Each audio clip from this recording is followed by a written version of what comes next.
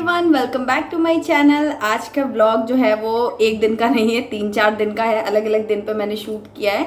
Actually अभी last week जो हमारा गया है ना, उसमें थोड़ी ज़्यादा ही बिजीनेस हो गई। एक तो मेरी चीज़ें कुछ चल रही हैं बैकग्राउंड में, वो उसकी वजह से मैं डेली थोड़ा थोड़ा बिजी रहती हूँ। दूसरी कि हस्बैंड की जो तबीयत है ना, वो थोड़ी सी बीच में डिस्टर्ब हो गई थी, तो फिर हमें डॉक्टर विजिट्स के लिए जाना पड़ा था सूरत।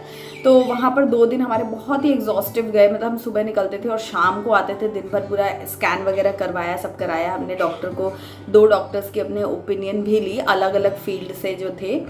जो हमें डाउट था कि ये भी मतलब इन डॉक्टर की ओपिनियन ले सकते हैं अलग अलग फील्ड में। तो उस हिसाब से हमने 2 डॉक्टर्स को भी दिखाया और MRI भी कराई और सब कराया। तो काफ़ी एग्जॉस्टिव हो गया था। मैंने सोचा था कि सूरत वैसे तो ऐसे जाने का कुछ प्लान ही नहीं था, बट क्योंकि तबीयत ख़राब हो गई थी और सैटरडे संडे हमारा ऑफ होता है। हमारा संडे ही वैसे ऑफ होता है, सेकेंड सैटरडे हमारा ऑफ होता है, सॉरी। तो सेकेंड सैटरडे था, 2 दिन थे, तो अलग से फिर छुट्टी नहीं, फिर हमें मंडे को भी दिखाना था, राइट। सैटरडे संडे और मंडे 3 दिन हमारा मतलब डॉक्टर के पास ऐसे गया। तो 3 दिन वहाँ पर इतने एग्जॉस्टिव हो गए कि फिर मैंने कुछ व्लॉग वगैरह कुछ नहीं किया। मैं सोच के गई थी मैं ऐसे कि वहाँ जाऊँगी ना तो थोड़ा थोड़ा व्लॉग करूँगी, बट वहाँ जाके हिम्मत ही नहीं हुई। और टेंशन अलग हो रही थी ना कि भाई सब कुछ रिपोर्ट्स भी एकदम नॉर्मल आए तो अच्छा रहता है। मतलब वो चीज़ें मन में चलती रहती है, तो ये सब करने का बिल्कुल मन नहीं हुआ। यहाँ आने के बाद फिर मैंने जो अपना फ़ोन वगैरह उठाया, तो इस चक्कर में अभी बीच में 2 दिन का गैप भी ब्लॉग में हो गया। जबकि ब्लॉग तो मैंने शूट कर लिया था पहले से ही, मैं कर ही रही थी। यहाँ पर थी तब थोड़ा सा किया, फिर एक दिन बीच में 2 दिन उनकी तबीयत ख़राब हो गई तो फिर मैंने कुछ नहीं किया, फिर थोड़ा सा बेटर लगा तो फिर किया। ऐसे करके गैप दे दे करके मैंने किया। बीच में मम्मी पापा भी आए थे ना, मैंने आपको बताया था कि वो आटा वगैरह जो मुझे ये रागी आटा और ज्वार बाजरा ये वाला आटा चाहिए, तो मम्मी ने, मैंने आपको व्लॉग में बताया था कि मम्मी आने वाली है, तो वो बोली थी कि लेकर आएंगी। तो वो आए थे मम्मी पापा, तो वो 2 दिन रहे, फिर वो चले गए। एंड देन फिर बीच में 1-2 दिन हम लोग यहाँ रहे, फिर हम लोग भी चले गए। तो ऐसे करके हमारा मतलब जो है ना वो ऑन एंड ऑफ मैंने व्लॉगिंग की। तो इस चक्कर में क्या है कि व्लॉग तो बन गया, लेकिन एडिटिंग में ना मेरे को थोड़ा सा फोकस ज़्यादा करना पड़ता है जब इस टाइप का व्लॉग होता है, क्योंकि कब कौन सा कैसे शूट किया है, क्या माइंड से थोड़ा याद करके फिर एडिटिंग करनी पड़ती है। तो अब मैं जा रही हूँ एडिटिंग करने, और फिर मैंने देखा कि मैंने व्लॉग को स्टार्टिंग मतलब इंट्रो नहीं किया है, तो आज मैं इंट्रो कर रही हूँ। बट ये पार्ट जो भी शूट हो रहा है ये आज का है, और ये जो व्लॉग है ये 4-5 दिन पहले का है। मतलब 4-5 दिन पहले से स्टार्ट हुआ है, मतलब ट्यूसडे वगैरह से स्टार्ट हुआ है पिछले।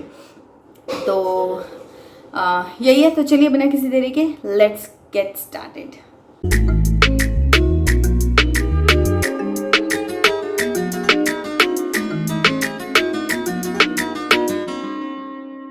तो ये व्लॉग मैंने स्टार्ट किया था वेडनेसडे इवनिंग से। मम्मी पापा आज आए थे, तो वो शाम को चाय के साथ में समोसे वगैरह लेकर के आए थे मेरे और आरव के लिए। हस्बैंड तो अभी मेरे ये सब खा नहीं रहे हैं, तो बस हम लोगों ने क्या वो समोसे वगैरह खा लिए, और 1-2 और भी चीज़ें लाए थे। तो वो सब खा के ना काफ़ी हैवी सा फील हो रहा था। और मेरा क्या है ना, मैं इस टाइप की चीज़ें खाने को बहुत इन्जॉय करती हूँ, खा लेती हूँ, उसके बाद फिर मेरे को खाना खाने का मन नहीं करता है। तो फिर ये हुआ कि डिनर क्या बनाना है, क्या खाना है, सब ने खा लिया था। हस्बैंड मेरे उस दिन थेरेपी वगैरह लेने गए थे, तो वो लेट ही आए थे। तो वो आए तो फिर उन्होंने बोला कि मुझे सूप लेना है। वो अपने हिसाब से अपना करते हैं, वो हमारे साथ आजकल खाने में इन्वॉल्व नहीं होते। हमें जो भी इधर उधर की फालतू की चीज़ें खानी होती है तो खा लेते हैं, बट वो अपना जो है उनका प्रॉपर डाइट जो है वो वैसे ही फॉलो करते हैं, मतलब अच्छा है। तो उन्होंने बोला कि वो सूप पियेंगे। फिर मम्मी पापा भी बोल रहे थे कि उन्होंने भी समोसे वगैरह ऐसे खा लिए थे, तो उनको भी था कि लाइट ही कुछ खा लेंगे, तो सूप ही बन जाए। तो फिर मैंने तीनों लोगों के लिए सूप बना दिया था, और मुझे कुछ खाने का मन नहीं कर रहा था, तो मैं बस 1 कप दूध पी करके सोने चली गई थी। तो मैं कलर्ड बेल पेपर लेकर के आई थी। मैंने पहले भी एक रेसिपी आपके साथ शेयर की थी ना। तो ये जो कलरफुल शिमला मिर्च होती है ना, ये काफ़ी बड़ी बड़ी होती है। मतलब 2 कैप्सिकम जो मैंने ली थी वो टोटल 250 ग्राम से थोड़ी ज़्यादा थी। तो एक बार में तो पूरी यूज़ नहीं होती, तो आधी आधी मैंने पहले यूज़ कर ली थी और आधी आधी बची थी। फिर ज़्यादा दिन काट करके रखो तो भी वो अच्छा नहीं रहता है, ख़राब ही हो जाता है। तो मैंने कहा चलो सूप में, वैसे प्लेन ही बनाती हूँ मैं टमेटो सूप, और प्लेन ही अच्छा लगता है, बट इसमें मैंने वो वेजीज़ भी डाल दी। और अभी जैसे जब भी आप डाइट वगैरह फॉलो करो, हेल्दी लाइफस्टाइल की बात करते हो, हेल्दी डाइट की बात करते हो, तो आपको कलर्स जितने अच्छे से ऐड कर सको अच्छा है। उससे आपको बहुत सारे विटामिन एंड मिनरल्स वगैरह मिल जाते हैं। तो इसीलिए फिर मैंने उन दोनों वो जो वेजीज थी उनको अच्छे से चॉपर में चॉप कर लिया था, बहुत छोटा छोटा चॉप कर लिया था। लेकिन उससे क्या टेस्ट भी अलग हो गया, थोड़ा स्वीटनेस ऐड हो गई, और कुछ इस तरीके का ये सूप बना था। बहुत ही लेस एफर्ट वाला ये सूप था। तो मैंने सबके लिए बनाया था। यहाँ 2 प्लेट ही प्लेट में आ रही थी, तो मैं दिखा रही हूँ, मम्मी पापा और इन्होंने। और टमेटो सूप को मैंने थोड़ा सा कस्टमाइज़ कर दिया था, लेकिन फिर भी सबको ठीक लगा, सब बोल रहे थे कि अच्छा है और सबने पी भी लिया। तो इसकी रेसिपी, अगर आप सूप वगैरह पीना पसंद करते हो और एक हेल्दी ऑप्शन और क्विक बनने वाला ऑप्शन चाहिए आपको, तो मुझे कॉमेंट्स में बताना, तो मैं आपके साथ में और भी सूप की रेसिपीज़ शेयर करूँगी।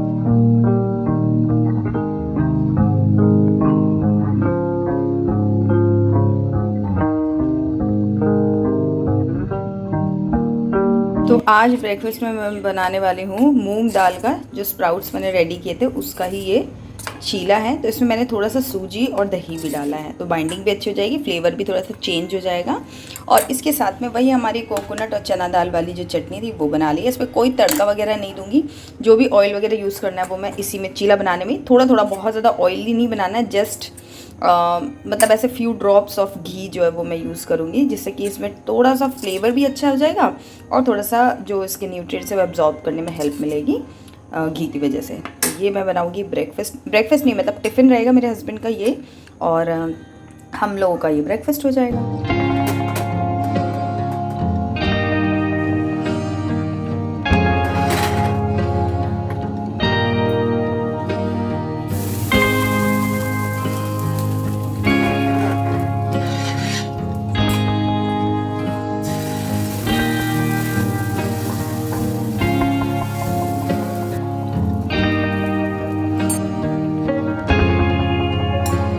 तो सुबह की भाग दौड़ में सब चीज़ें एक साथ चलती हैं, और इस बीच ना मुझे बहुत ज़्यादा प्यास लगती है।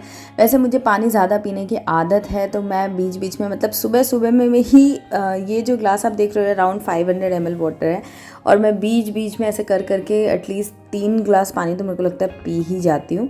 और यहाँ पे मैंने ये जो बैटर है ना, ये कुक होने में थोड़ा सा टाइम लगता है, तो इसको धीमी आंच पे आराम से पेशेंस के साथ पकाना पड़ता है, तो ये अच्छे से कुक भी हो जाता है, दूसरा चिपकता नहीं है। तो अगर आपका डोसा ऐसे पैन पे चिपकता है तो कहीं ना वो अच्छे से नीचे से कुक नहीं हुआ है अच्छी तरीके से।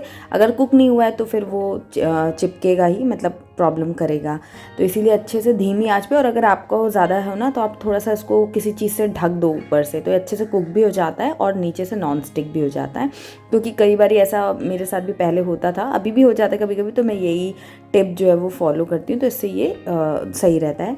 और नॉन स्टिक बर्तन जितना हो सके उतना अवॉइड करें, और जितना हो सके आयरन कुकवेयर जो है ना, दिखने में थोड़े से हो सकता है आपको फैंसी ना लगे, लेकिन वो अगर आप इंक्लूड करते हो तो जितनी भी आजकल आयरन डेफिशिएंसी होती है उसमें बहुत ज़्यादा आपको डिफरेंस देखने को मिलेगा अगर आप अपनी मील्स को आयरन कुकवेयर्स में कुक करते हो। और आयरन कुकवेयर मतलब नॉर्मल वाला, उसमें भी कुछ कोटिंग वगैरह कई बार आती है, तो वो सब आपको यूज़ नहीं करना चाहिए, ऐसा मैं मतलब मानती हूँ, तो वो आपको बता रही हूँ। और यहाँ पर ये जो चीला या डोसा जो भी है ये बन गया था, तो अब मैं टिफ़िन की भी तैयारी करती रहती हूँ, सब कुछ साथ साथ चलता रहता है, क्योंकि यश का कोई भरोसा नहीं है। और आजकल मतलब 1 हफ्ते से वो ऐसे बिहेव करता है ना, सुबह जल्दी उठ जाता है और उठ के बहुत ज़्यादा रोता है और मानता ही नहीं है। तो अगर वो उठ गया ना तो फिर तो मुझे आधा घंटा उसके साथ में लगता ही लगता है, तो इसीलिए मैं फटाफट जितना भी होता है करती जाती हूँ। और क्योंकि वो आजकल उठ ही जाता है बीच में, पहले क्या होता था जब हस्बैंड मेरे जा रहे होते थे तब उठता था, लेकिन अभी ऐसा नहीं है। तो मैं क्या करती हूँ, अभी जैसे मेरे हस्बैंड है वो चाय तो पीते नहीं है सुबह भी, तो मैं क्या करती हूँ बीच में ही चाय बना लेती हूँ, और जैसे गैप मुझे कहीं भी जगह मिल जाती है कि अभी मैं पी सकती हूँ, तो मैं बैठ के फटाफट गरम गरम चाय पी लेती हूँ जब मुझे पीना होता है। तो पहले की जैसे इंतज़ार नहीं करती हूँ कि हस्बैंड जाएंगे फिर पीऊँगी, क्योंकि अभी उनका साथ का भी कोई चक्कर नहीं है, तो मैं समझ लो पहले ही अपना ब्रेकफास्ट वगैरह कर लेती हूँ। तो यहाँ पर मेरे दोनों चीले जो हैं वो बन चुके हैं, बहुत टेस्टी बने थे और न्यूट्रिशियस तो है ही। और यहाँ पर एक छोटी सी एडवाइस मैं देना चाहूँगी अपने सारे ही व्यूअर्स को, जो आप मेल हो फीमेल हो, मैरिड हो अनमैरिड हो, बेबी वाले हो, जो भी हो, अगर आपकी एज 30+ हो गई है तो आप समझो आपकी लाइफ का एक न्यू फेज़ स्टार्ट हो रहा है, और ऐसे में आपको तैयारी शुरू कर देनी चाहिए, इससे पहले कि कुछ गड़बड़ हो, कुछ प्रॉब्लम हो और फिर आपको मजबूरी में कुछ करना पड़े। आप कॉन्शियसली ही अपनी डाइट और अपनी फिजिकल एक्टिविटी में चेंजेस लाना शुरू कर दें, तो बहुत ज़्यादा आपको कंफर्टेबल रहेगा। तो ये यहाँ पर मेरा जो टिफ़िन हस्बैंड के लिए था वो मैंने प्रिपेयर कर लिया है।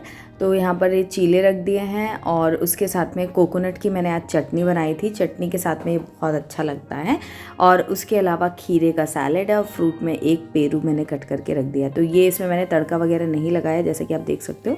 बहुत ही अच्छा कॉम्बिनेशन था, बहुत बहुत टेस्टी लगा था, मुझे तो बहुत पसंद आया। तो अब चलो फटाफट से इसको पैक कर देते हैं। और सुबह सुबह की जो हड़बड़ रहती है ना, उसी में आती है मेरी झाड़ू पोछा करने के लिए मेड। तो वो भी आ गई है और यहाँ पर मेरा ऑलमोस्ट टिफ़िन वगैरह मैं कोशिश करती हूँ कि उसके आने के पहले जो मेरा ये है किचन का काम है वो मैं निपटा लूँ, क्योंकि फिर वो आती है ना तो डिस्टर्बेंस होना है और उसके बाद फिर यश जो है वो तो मतलब वैसे भी उठ ही जाएगा। तो इसीलिए मैं फटाफट कर रही हूँ। तो अभी मेरा आज पैक नहीं हो पाया, जनरली मैं पहले पैक कर लेती हूँ तब वो आती है, लेकिन आज थोड़ा सा लेट हो गया, आगे पीछे हो जाता कभी कभी। तो ये मेरा टिफ़िन जो है वो ऑलमोस्ट पैक हो गया। एक तरफ मैंने अपनी चाय चढ़ा दी थी और चाय मतलब चाय जैसे ही कप में निकालती हूँ ना, चाहे कोई भी टाइम हो, तो यश मोस्टली उठ जाता है। लेकिन यह है कि सारे काम अगर निपट चुके ना तो फिर मैं उसे गोद में लेकर के आराम से अपना चाय नाश्ता जो है वो कर सकती हूँ। अगर काम भी बाकी है और मेरे को चाय मतलब मेरा तो चलो सेकेंडरी हो जाता है, लेकिन अगर काम बाकी है तो फिर उसको लेकर के फटाफट काम नहीं होता है। तो इसलिए मेरी पहली कोशिश ये रहती है कि मैं फटाफट सारे काम उसके उठने से पहले कर लूँ।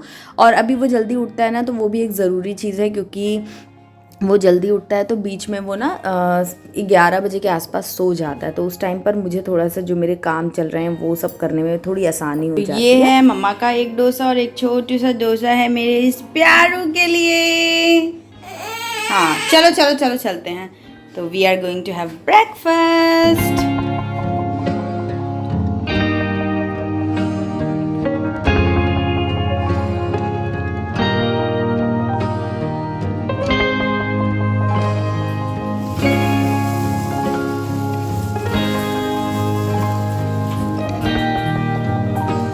दोस्तों ये देखिए, मैंने बनाई है बाजरे की रोटी। प्लेन बाजरा, सिर्फ मतलब प्योर बाजरे का आटा था, उससे बनाया है मैंने। और ना मैंने इसे अपने हाथ से बेला है, मतलब बेलन का यूज़ नहीं किया है। और बहुत ही बढ़िया ये छोटी वाली रोटियां जो है ना, ये तो फूल भी गई थी। मुझे यकीन नहीं हो रहा है कितनी बढ़िया से बन गई है, मतलब ज़्यादा मैस नहीं हुआ है। मैंने वीडियो रिकॉर्ड नहीं किया क्योंकि ना मुझे खुद ही डाउट हो रहा था कि पता नहीं इतने अच्छे से बनेगी कि नहीं बनेगी, बट बहुत अच्छे से बन गई है। और मैंने अपने हस्बैंड को टेस्ट भी करा दिया, तो वो एकदम बोल रहे बहुत परफेक्ट है, बहुत बढ़िया बना है। तो अब जब नेक्स्ट टाइम क्या, अब तो बनाती रहूँगी, तो फिर आप लोग के साथ मैं रेसिपी भी शेयर करूँगी। आप लोग मुझे कमेंट करके बताओ कि कौन कौन बाजरे की रोटी बना लेता है, मतलब कॉन्फिडेंट कितने हो आप, 80%, 100% कि हाँ हम चुटकियों में बना लेंगे। और कुछ लोग होंगे जो डरते होंगे मेरे जैसे, मुझे कमेंट्स में ज़रूर बताना। चलो मेरी रोटी को रेट करना 10 में से कितने नंबर। Okay bye.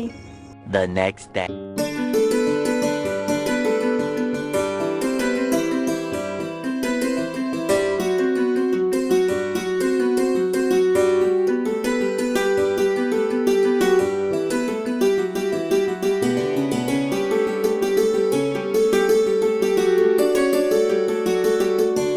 तो अब हम आ गए थे सूरत में, और वहाँ पर जैसे कि मैंने आपको पहले ही बताया कि मैंने कोई व्लॉग वगैरह नहीं किया। बट क्या हुआ, हम लोग डॉक्टर के पास जब जा रहे थे ना, तो रास्ते में सब लोग जो हमारे अगल बगल में जा रहे थे वो बोल रहे थे कि आपकी गाड़ी के ऊपर कुछ ऐसा इशारा कर रहे थे।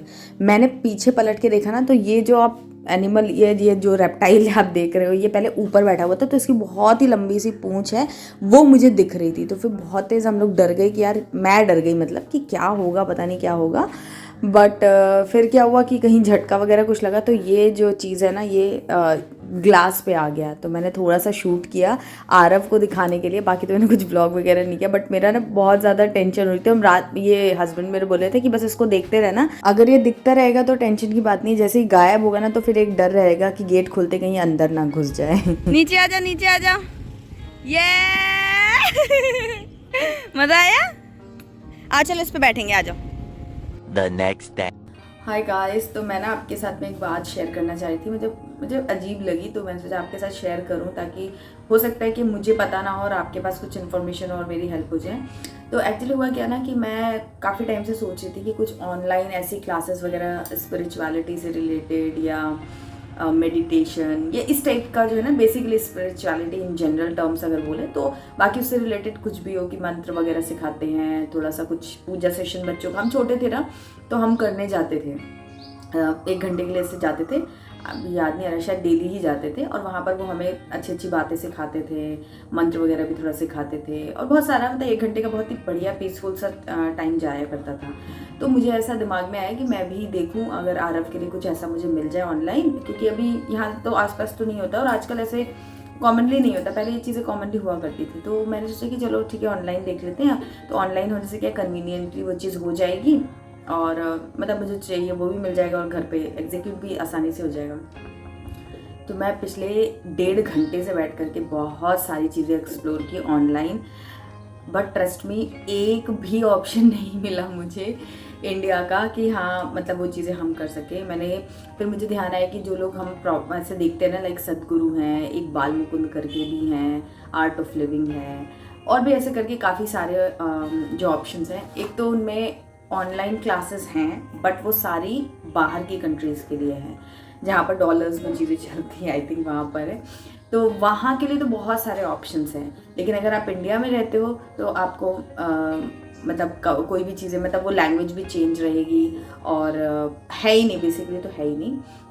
और जो चार्जेस है वो तो अगर आप वो बाहर वाला लेना भी चाहते हो तो वो उनके हिसाब से डिज़ाइन होगा, क्योंकि वहाँ पर लोगों की लैंग्वेज अलग है, एक्सेंट अलग है, तो बहुत सारी चीज़ें। तो मैंने एक बार को ऐसा भी सोचा कि मैं वही वाला कोर्स ले लूँ, बट मैंने जब उनकी डिटेल्स देखी तो उसमें मतलब उससे मुझे समझ में आया कि हमारे लिए वो कोर्स या जो भी क्लासेस हैं वो फ्रेंडली नहीं है, हमारे बच्चे के लिए नहीं हुआ। और बच्चा तो वैसे भी छोटा होता है, तो एक तो उसके लिए इतनी इंटरेस्टिंग चीज़ नहीं होती है, तो मैं देखना चाहती हूँ कि उसका इंटरेस्ट इसमें होगा कि नहीं। तो इसीलिए फिर मैंने वो क्लासेस सोची, बट मैं बहुत ही ज़्यादा डिसअपॉइंट हो गई कि एक भी क्लास मुझे इस तरीके की नहीं मिली, चाहे वो सदगुरु हो, चाहे वो बाल मुकुंद, जिनको मैं ऐसे इन जनरल देखती रहती हूँ और उनसे इंस्पायर भी होती रहती हूँ। मुझे लगा कि वो लोग एक सिंपल सा कोर्स, ये जो चीज़ है ना वो मतलब ये जो भी है स्पिरिचुअलिटी से रिलेटेड, ये लोगों ने इंडिया में ही सीखा है, इंडिया का ही ये एक तरीके का बोलो ट्रेजर है या मतलब इम्पॉर्टेंट चीज़ है, और इंडिया के लोगों के लिए ही अवेलेबल नहीं है। तो बहुत मुझे अजीब सा फील हुआ कि यार ऐसा क्यों है, ऐसा नहीं होना चाहिए, एटलीस्ट एक अफोर्डेबल रेंज में, ताकि इंडिया के तो जितने लोग करना चाहते हैं वो करें। वैसे ही आजकल बहुत सारे लोग इन सब चीज़ों में पढ़ना नहीं चाहते हैं, लेकिन जो लोग पढ़ना चाहते हैं उनके लिए कोई ऑप्शन ही नहीं है। मतलब हम लोग कैसे एम्पावर होंगे? स्पिरिचुअलिटी है या योगा है या ये जो चीज़ें हैं ना, वो किसी भी, चाहे वो बच्चा हो चाहे वो बड़ा हो, सबको मेंटली बहुत स्ट्रॉन्ग करने में हेल्प करता है। तो हमारे जो यहाँ के लोग हैं वो कैसे स्ट्रॉन्ग होंगे? सब लोग तो देखो क्लास में जा करके, एक छोटा बच्चा तो इतना ज़्यादा फिजिबल नहीं है, वो खुद ही डिपेंडेंट है किसी पर। तो अगर ऑनलाइन क्लासेस आजकल इतनी कॉमन हो गई, हर एक चीज़ की ऑनलाइन क्लास बहुत ईजिली मिल जाती है। मतलब आप ड्राइंग का देखो, डांस का देखो, इसका देखो, उसका देखो, सब भर भर के मिलेगा। लेकिन इस टॉपिक को किसी ने भी टच नहीं किया। इतने बड़े बड़े जो लोग हैं हमारी कंट्री में, उन्होंने भी अवेलेबल नहीं किया है। प्राइजेस जो हैं वो मतलब वहाँ का $280 या $375 ऐसे करके चार्जेस हैं, जिनमें साल में मतलब हफ्ते में एक संडे का क्लास लगेगा या सैटरडे, मतलब हफ्ते में वीकली क्लासेस होंगी, साल भर का चार्ज उनका रहेगा और काफ़ी महंगा पड़ेगा। और वो सुविधा भी नहीं, मैं महंगा भी देने के लिए तैयार थी, बट अगर वो इंडियन लैंग्वेज में, इंडियन एक्सेंट, इंडियन पीपल के साथ होगा तो मेरा बच्चा एटलीस्ट उससे कुछ सीखेगा। अब वो मैं अमेरिका वाली और इधर वाली क्लास पैसे दे के खरीद ले तो सकती हूँ, बच्चे को वेल तो करा सकती हूँ, बट वो उन पर फोकस करेंगे, उनके हिसाब से कराएंगे, तो मेरे बच्चे को अल्टीमेटली कोई गेन नहीं होगा। मैं 20-25 हज़ार खर्च भी करूँगी। तो ये एक चीज़ मतलब मेरे को लग रही थी। अगर आपके पास कोई ऑप्शन है जहाँ पर मैं ऑनलाइन ये चीज़ें कर सकती हूँ, आ जाओ बेटा, आ जाओ, तो प्लीज़ मुझे कमेंट्स में ज़रूर बताना। चलो मैं जाती हूँ, ये शूट किया उसको देख लेती हूँ, फिर आपसे बात